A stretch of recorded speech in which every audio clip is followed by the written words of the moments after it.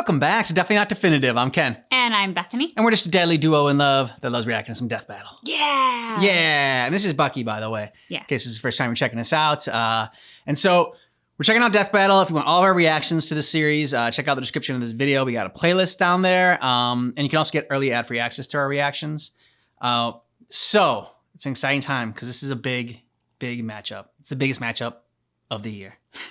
This is, so we're checking out Popeye versus, I'm going to mispronounce the name, Saitama. One Punch Man versus Thimble Theater. Familiar with Popeye, obviously not familiar with One Punch Man. But we do something a little bit differently here for Death Battle reactions. So Ken and I have a bit of a competitive edge, and we like to bet on who the winner is going to be. So this year, for all of our bets, we have not only bet on who we think the winner is going to be, but we've also added a dollar value to that bet. We are currently tied. Again, yes. And this is the final death battle to determine which one of us has more money by Thanksgiving to then be able to choose what our cosplay outfits will be for New Year's Eve and New Year's Day. So what this means is we will watch the first half of this video. They will talk about the characters, their weapons, armor, skills, advantages, disadvantages.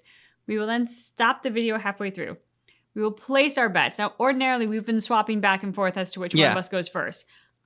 But because it's all tied up and because this is really high stakes, we are actually going to walk away, write down our bet, who we think is going to win, and the dollar amount we're putting on that. And only you will know that. And then we watch the second half of the video to determine which one of us wins.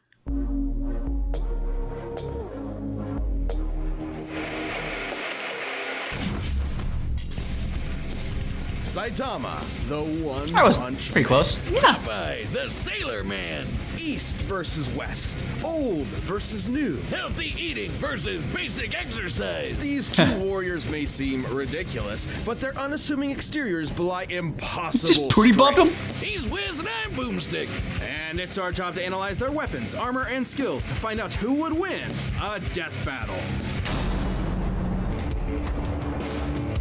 Life is pain, brutal and short. The challenges we face during our brief sojourn on this tiny blue marble are what make us human. They light a fire in our soul. They make it all worth something. Without them, we are lost. Yeah, it's a little early in the day for an existential crisis, but luckily I came prepared. For this failed salaryman, all it took to get that fiery passion back was to save this butt-chin child from a crab monster in underwear. That was a sentence. This Okay. man was Saitama, Interesting. and he was going to be a superhero. And so he trained, pushing his body beyond its limits and shattering the boundaries of humanity. So hard, his frickin' hair fell out. Saitama's strength grew exponentially day by day, with the goal of becoming the greatest hero who ever lived. And much to his horror, that's exactly what he got. All it took was one punch. Damn it! He became too strong. He became the one, the only, the infamous Kate Baldy. But anyone who's cool knows him as One Punch Man, as in he can't help but beat almost every opponent he's faced in exactly one punch. One friggin' punch! And this is a universe with some pretty whacked out monsters, like a giant who's over 1/4 kilometer tall and can stomp city-sized craters into the earth. Or an Esper who can effortlessly pull giant meteors from outer space. Or a Monster King who shaved off a continent from the Earth's surface and lifted it into the stratosphere. And Saitama's never even broken so much as a sweat fighting any of them. During their battle, that same Monster King absorbed this huge chunk of the Earth's core and fired it at Saitama. Who blocked it by squirt gunning some lava at it. The lava he was bathing in, naked. And then he punched him. Surprise. Saitama created after images just by hopping side to side, defeated a martial arts master with his butt, and survived You're right. the inhospitable vacuum of space after being kicked all the way to the moon and before jumping back Expression to of Earth space, in too. about 16 seconds. That's 8% the speed of light. Kinda like the time he blocked attacks from this alien dude who stated to move near light speed or punch so fast his fist starts to blue shift. You know, that thing that happens when you approach the speed of light? Saitama utilizes his absurdly superhuman strength and speed with techniques like his devastating normal punch. And if he wants to amp it up, the consecutive normal punches. Are you kidding me? Those are his Great attack names. names? What kind of self-respecting anime protagonist is he? Plain and simple, he's a satire of one. Instead of seeing his journey from the beginning and enjoying his struggle to the top, we join him when he's already there. Basically, imagine if Goku went Super Saiyan in his fight against Jackie Chun. Kinda sucks all the drama out of it, doesn't it? And that's the point. Far from the power fantasy the genre is known for, Saitama's life became an existential nightmare. Without suitable conflict, the struggle that had heretofore defined him became meaningless. His new reality was inescapably boring. Which is God. really saying something when he can decimate mountains without even hitting them, or shatter asteroids that rank a 9 on the Torino scale. For those not in the Torino, that's equal to 1 trillion tons of TNT. This guy's training must have been insane. That would be 100 push-ups, 100 sit-ups, 100 squats, and a 10-kilometer run every single day. And that's it. You've got to be shitting me. What? It doesn't make sense because it's not allowed to make sense. To be fair though, to someone who isn't already a trained soldier or athlete, keeping that workout routine every day for years is pretty much impossible. While 100 push-ups and sit-ups are technically doable, especially if you space them out, doing 100 squats and then running half a marathon every single day would absolutely destroy your legs. Right. Simply, effective workouts involve shredding muscle fibers at the micro level, then allowing them time to repair themselves more durable than before. This repair process requires hydration, consuming protein and carbohydrates, and lots of sleep. But Saitama's workout schedule doesn't give them time to repair, which means he was basically just ripping himself to shreds over and over and over. After a few days, he shouldn't even have been able to move, but he just kept going. There might be an explanation. Take the brilliant scientist Dr. Genus, whose half-century of research into evolution Saitama erased in, well, one punch. According to Genus's hypothesis, Saitama's training broke his limiter. Basically, every living thing on Earth has a limit to their natural abilities. At some point, no matter how badass they are, they'll plateau. Wait a minute. Have I peaked? I gotta go to the gym. Well, Saitama trains so hard, he literally defies Casually the bathed in a laws pool of of lava. nature and reality. He just breaks the logic of He his can wiggle world. his ears. He crushed the entire field of can evolutionary too. It's biology the one thing we have in the common. palm of his hand. And while he has stated that his strength did eventually stop growing, it's pretty clear he's never gotten close to showing it off in full. Such as when he fought the godlike alien conqueror Lord Boros, and finally broke out his serious punch. A blow where he punches a little harder than normal. And reflected Boros' collapsing star-roaring cannon. Now you see, that's an attack name. An energy blast that was going to blow up the friggin' planet. That's over 50 zetatons of TNT. Like a quadrillion Zetatons? of the world's strongest nukes going off at once. Despite his obvious and overwhelming power, Saitama's accomplishments were never officially recognized. As if no one in their right minds could believe a psych ward Charlie Brown could save the world. Well, he doesn't seem to mind. Almost as if being removed from anything resembling conflict gave him a perspective on how tropey and contrived his world is. Only Saitama's the only one in on the joke, because who cares about how far up their own ass a supervillain is when you can just chill at home with your buds and play video games? Maybe that was the real lesson all along. Not to value our lives based on our accomplishments, but on the time we spend living and enjoying life's simple pleasures. I'll There you leave that go. to Saitama, and I can't think of anything more pleasurable than punching so hard my name becomes a byword for literally unbeatable. The dude is the undisputed king of broken anime characters, because until Saitama finds his equal, he's gonna end all his fights in one punch!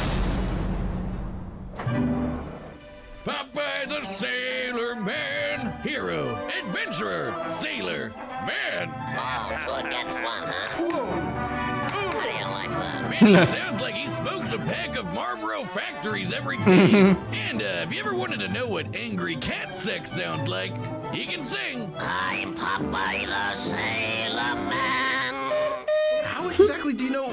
Never mind. Popeye's origins are What angry humble. cat sex Born sounds like? to the cruelly named Poop Deck Pappy, Popeye was, immediately upon birth, horrifically ugly. So ugly, his father fled in embarrassment of his spawn and never returned. So Popeye grew up with yeah. a chip on his shoulder and a pop in his eye, especially after discovering his higher calling, beating the snot out of people. Like Don't spinach, worry, olive oil, Popeye's and more fists are spinach. righteous, only spilling the snot of those who deserve it. Inspired by his adopted father, Whaler Joe, Popeye set out to put his combat prowess to the test and join the Navy, becoming a true sailor man. It was there he learned the sweet science of boxing and to battle against World War II era racial stereotypes. I'm being non-specific, not just for sensitivity, but because there are so many examples. Originating in the era of rubber hose animation, Popeye's body is essentially made of, well, rubber, able to stretch, twist, squish, and squash any way he likes. Or rev up his arm for a punch that'll knock you around the planet. Popeye's punches are fascinating since they can disincorporate their targets into composite elements, like turning anchors into fish hooks, an alligator into handbags, and several Native Americans.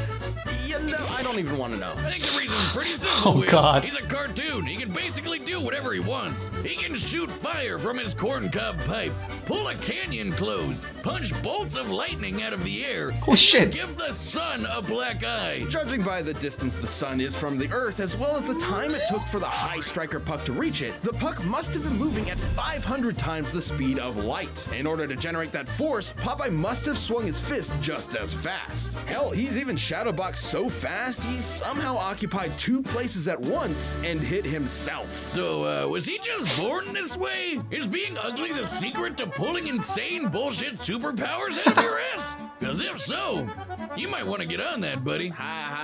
No. The secret to Popeye's immense physical strength is simply the virtue of nutrition. I knew you'd find a way to make it lame. Specifically, Popeye has spent his life consuming a miracle herb that has turned him from a mere sailor into a veritable god. Spinach. hair in his chest. Propaganda straight from the bean counters at Big Vegetable. You'll never get me to eat my grains, damn you! It's only animal flesh and grain alcohol for me!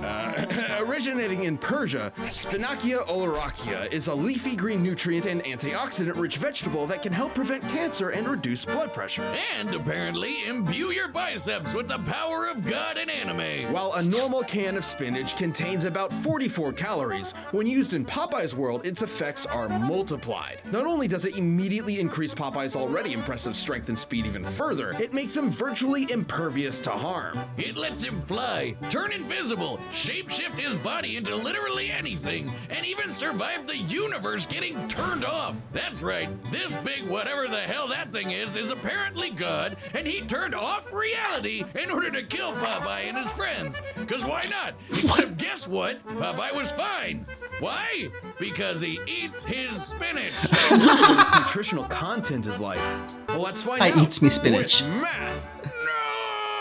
A single can of spinach in Popeye's world was once able to grow a beanstalk so tall it reached into outer space, all the way to a nearby solar system, and shattered this stylized yellow star. By measuring the volume of this spinach stalk and including the caloric density of regular spinach, we can calculate one single can of Popeye's spinach contains over 46 undecillion calories. That's over 700 octillion times greater than the total calories the average person will consume over Oh, their that's entire an image. life. That's over 46 million Yoda tons of TNT. What the fuck is a Yoda ton?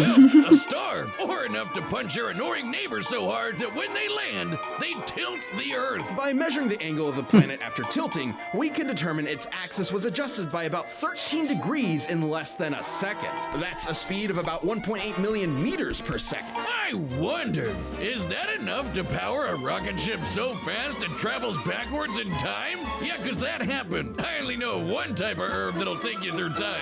Whatever kind of spinach it sure ain't normal. Not true. Popeye doesn't consume some special magical spinach. Any kind will do, even if it's handed to him by the audience in the real world watching his cartoon. He can summon cans to his side by whistling for them, praying to gods, painting them into reality, or just waving his hand. The dude has literally been disintegrated into nothingness. Then his nothingness grabbed a spinach can out of nowhere and ate it. Nothing ate it. His nothing. And then he came back good as I don't know. He can even punch so hard he tears the film strip he's being animated on, or exit his cartoon to beat the shit out of his own animator. So Popeye's basically fought 2 different versions of God and whooped their asses. You know, he's a pretty chill broski considering he's basically a spinach-eating Lovecraftian nightmare. But he's always down for a scrap, so if you decide to antagonize him, be aware you're messing with one of cartoon's all-time heavyweight champions. And, for your own sake, eat your f***ing vegetables. So I don't know if you'll be able to read this. Hopefully you can. That's my bet. That is my bet. It's the character I think is going to win, and the amount that I bet. All right, and we'll talk about afterwards why we thought which character the character we bet on was going to win. Okay. Oh man, this crap's always so expensive. No thanks. Can't stand no one bad mouthing me spinach. Put 'em up, yes, big palooka. Whatever.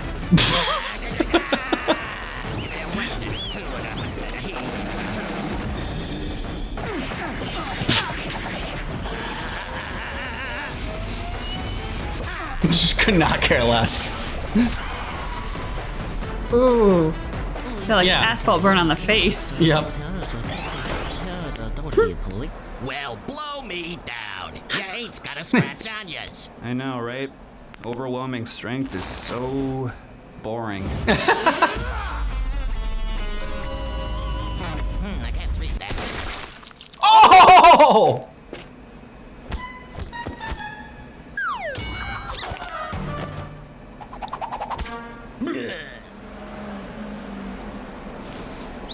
Huh? I thought it was gonna be over like that. I was like, that's pretty funny if that was the whole battle. Okay. Okay. A little bit more interesting now.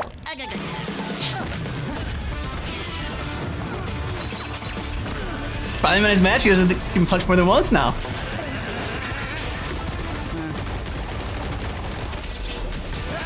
Ooh.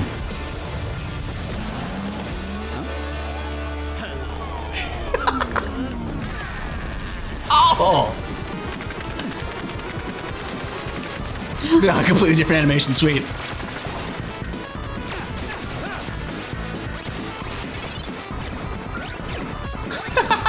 sure is one crazy. It's like Space Invaders. I'm just a guy who's a hero for fun.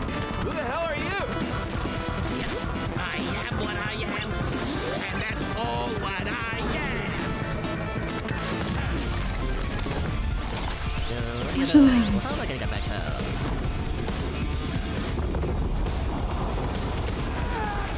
I feel like, yeah, you're kind of destroying the earth there. Oh Jesus! Yep, you are.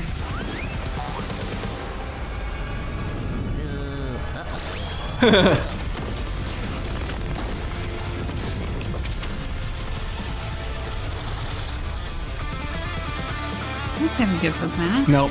I'm gonna switch animation again. Oh! Awesome!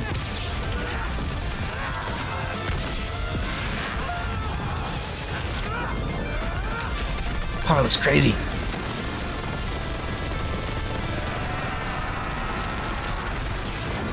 They're just gonna destroy the universe. Yeah. Oh, there goes that planet. Is that the sun that we just destroyed? Oh, damn.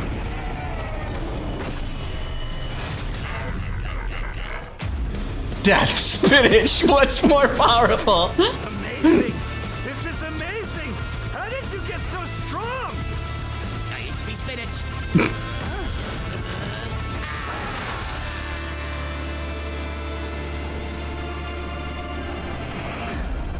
Still alive. Damn. Can this be? My heart's beating so fast. My muscles ache. I can feel them again. That's all I can stand, 'cause I can't stand no more. I never thought it would happen. A serious fight. I found it! Oh, who's going? Thank you, weird spinach mascot.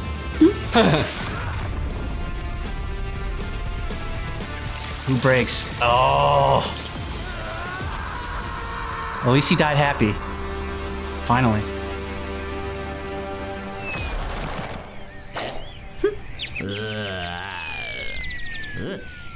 Huh?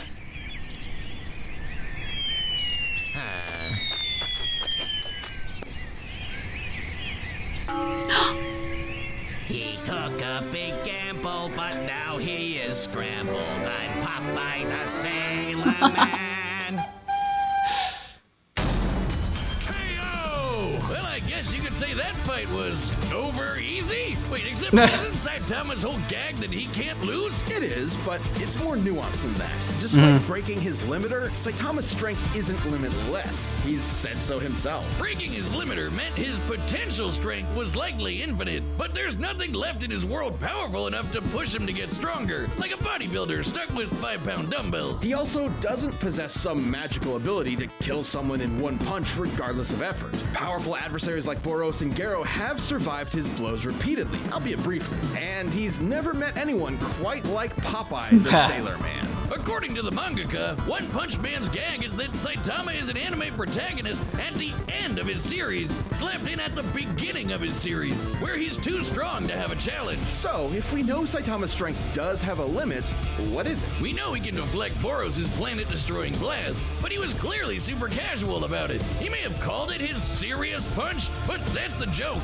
He's only now getting kind of serious. In order to get as generous a number as possible, let's assume Saitama was exerting the least amount of effort he could to throw that punch. Since he's still technically a human, we can assume the ratio between the least amount of effort possible and the most is relatively consistent with other humans. Let's just say he burned the equivalent of only 1 calorie relative to the strongest punch ever recorded, which was over 1,000 joules.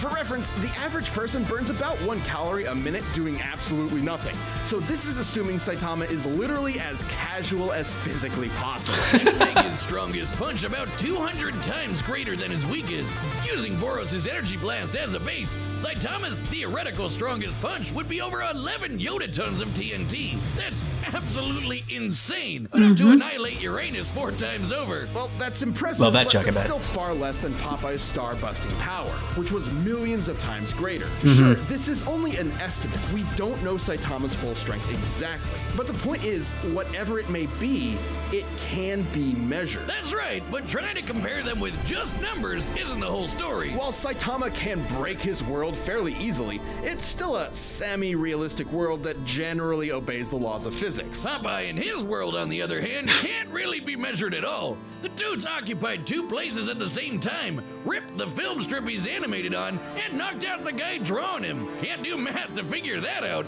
Popeye's just on a whole other level of bullshit. Even if Saitama was strong enough to kill Popeye in 1 punch, Popeye has survived being fully disintegrated, only to recover good as new. Hell, God turned off all of reality and Popeye just ignored it. And on the flip side, there was nothing stopping Popeye from just turning Saitama into a bunch of eggs, which he can do without spinach. So even if Popeye was weaker, he'd still have a way to finish the job in 1 punch. Saitama was easily one of the strongest combatants we've ever seen, but pure strength was no match for Popeye's insane power, survivability, and plain old cartoon shenanigans. If you thought nothing could match the One Punch Man, now you know Popeye's spinach can. The winner is Popeye. Okay, now it's time to reveal. First, who did you choose? Popeye. I chose Popeye as well. Okay. So, how much did you bet? I think how much did you bet? Okay. I bet $292. And the reason I bet that much is because I was like, well, there's, there's not real money, so I might as well bet it all. But I'm like, but if she bets it all, then we'll tie. I'm like, so I was going to do the Price is Right, and I was going to bet everything but $1. I'm like, but we've done Price is Right betting before on other things. I was like, maybe she might bet $1. But she might think that I might bet $1, and then she'll bet. So I wanted to leave myself with $3. So I bet 292. What'd you bet? I bet my biggest bet thus far. I think it was. But I only bet 20. So you win. Oh, okay. Nice. I thought about betting like big, betting it all or betting 100, but then I was just like, I'm just gonna be really sad if I lose to 10 and the score is like 300-0. I'm just gonna feel really bad about that. So I've lost, but I do still have some points on the board, and I'm okay with that. Okay. All right. Oh, do you now feel? I start to plan about what to wear for New Year's Eve and New Year's Day. I'm excited about it. I'm excited. I bet you are. So why did you bet Popeye? Because he has seemingly no rules. Exactly. And I was like, what can you do against no rules? Like, he literally was evaporated into nothing and somehow still got a can of spinach, still consumed a can of spinach, and came back and saved the day. I'm like, there's just literally nothing you can do with that. Yeah, and he beat I think at least 2 gods, they said, and like God turned off reality and he was there's like nothing. And so yeah, any of those characters that can just like there are no laws at all in their world, in their universe, and they just defy all logic. It's just like, I mean, they can only go up against each other. It's like, I feel like in these, like, cartoon characters can only go up against cartoon characters because that's just like such a broken format. Yeah, I mean, if anybody grew up in like the 80s, 90s, even like maybe some in the early 2000s, Yeah. and watched Saturday morning cartoons, like cartoon characters just exist outside of any set rules. Mm-hmm. Bugs Bunny broke the fourth wall all the time. So did Daffy Duck. They erased themselves. They redrew themselves. Like, you know, anything like that. It's just you can't pit another genre or like, what's the word I'm looking for? Like franchise narrative against that. Yeah. All right. So we're going to continue reacting to Death Battle throughout the rest of the year. There's a couple ones that, you know, some of them got spoiled for me in the comments. So like we can watch those because it doesn't matter since we're not going to bet. Our betting will resume next year after New Year's. But yeah, we'll still continue watching some Death Battles on Fridays. Yeah. Let us know what you thought about this battle down. Oh, as far as the battle itself goes, I thought it was a lot of fun. I mean, I like the different animation styles that they had. You know, I like the fact that Saitama finally met his match and was like happy for once and like smiled. Yeah, I have to admit, like, as he was so happy going into that final punch, I had the feeling he was going to die. So it's just like, he's so happy and so at peace. Like, he just seemed like, this was the purpose of my life, to finally find somebody worthy of a fight. And that's just my interpretation of the scene. That's not like necessarily any knowledge from the actual storyline or character lore. But yeah, that just kind of hit me in that way that like he could actually die happy now. Yeah. Let us know what you thought about this down below in the comments. And if you want all of our Death Battle reactions, check out the description of this video. We got a playlist there for you and a link to Patreon. You can get early ad-free access to our reactions. Yeah. And make sure that you're subscribed to the channel because you don't want to miss New Year's Eve and New Year's Day when you figure out what our cosplay is that I chose as the winner this year. Mm-hmm. Thanks so much for checking out our Death Battle for Saitama versus Popeye, but just keep in mind That our reaction is definitely not definitive.